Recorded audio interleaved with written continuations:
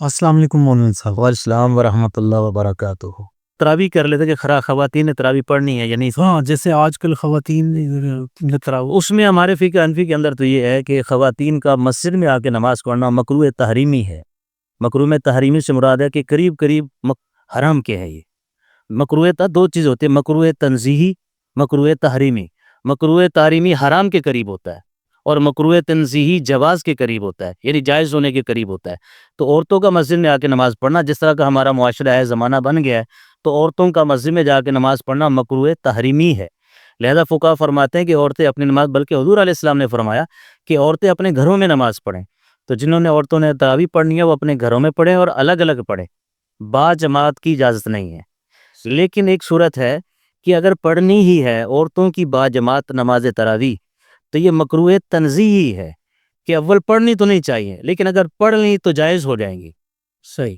اور وہ ضرورت صرف اس طرح بنتی ہے کہ کسی کی بچی حافظہ بن گئی ماشاءاللہ، اب ظاہرہ بچی منزل سنائے گی تو پکی حافظہ رہے گی نا، تو وہاں ان کی والدہ اہتمام کرتی ہیں، اپنی سہیلیوں بھی اکٹھی کر رہے تھے، گھر میں ہماری بچی قرآن مجید سنائے گی، آپ سنیں۔ تو اس کو پھر یہ چاہیے، اس میں پھر علماء یہ لکھتے ہیں کہ اگر آپ نے نماز پڑھانی بھی ہے عورتوں نے، تو امامہ جو ان کی ہوگی، جو امام جس نے بننا ہے، وہ درمیان میں ہی کھڑی ہوگی، مردوں کی طرح وہ صف نہیں بنائیں گی کہ امام آگے کھڑا ہے اور پیچھے صف بنا کر لوگ کھڑے ہیں۔ عورتوں کی نماز ایسے نہیں ہے۔ تو عورت نے اول تو کیا میں نے عرض کیا نا کہ مکروہ تنزیہی ہے، نہ پڑھیں، الگ الگ پڑھیں تو بہتر ہے۔ لیکن اگر کوئی ایسی صورت پیش آ جاتی ہے جس کی بچی حافظ ہے، اب ظاہرہ وہ جب تک قرآن مجید نہیں سنائے گی تو کیسے وہ یاد رہے گا اس کو؟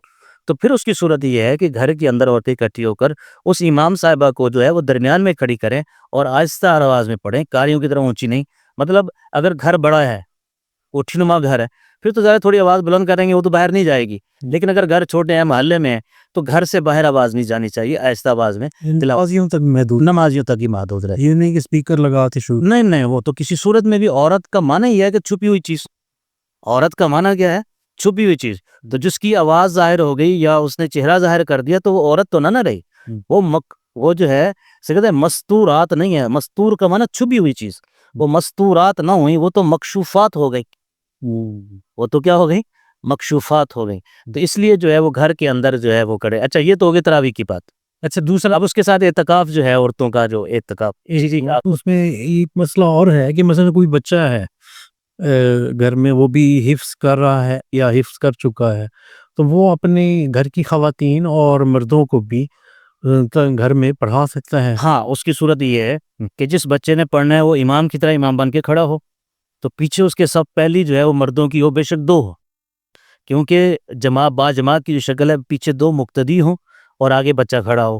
جی، بچہ آگے کھڑا ہے، پیچھے دو مقتدی، اس کے پیچھے گھر والی عورتیں سب باندھ لیں، اس کے پیچھے جو ہے وہ گھر والی عورتیں سب باندھ کے پوری با جماعت نماز ہوگی، کیونکہ سارے وہاں محرم ہی کھڑے ہیں۔ صحیح، ایک دوسرے کے محرم ہی کھڑے ہیں نا جی، وہ غیر محرم تو نہیں ہوگا۔ تو بچہ گھر میں اس طرح با جماعت نماز ہو سکتی ہے، پڑھائی جا سکتی ہے اور پڑھانی چاہیے۔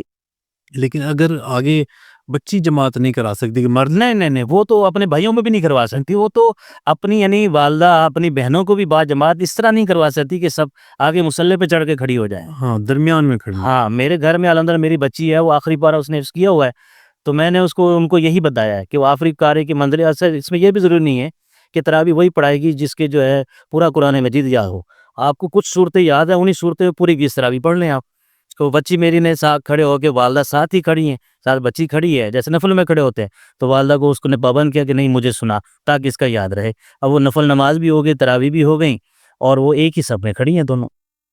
اچھا مولانا صاحب، بڑی مہربانی، شکریہ، جزاک اللہ، اللہ آپ کو بھی بڑی جزائے خیر دے، آپ بلا محنت کر کے اس کو اپلوڈ کرتے ہیں، شکریہ۔ تو جی السلام علیکم۔ وعلیکم السلام۔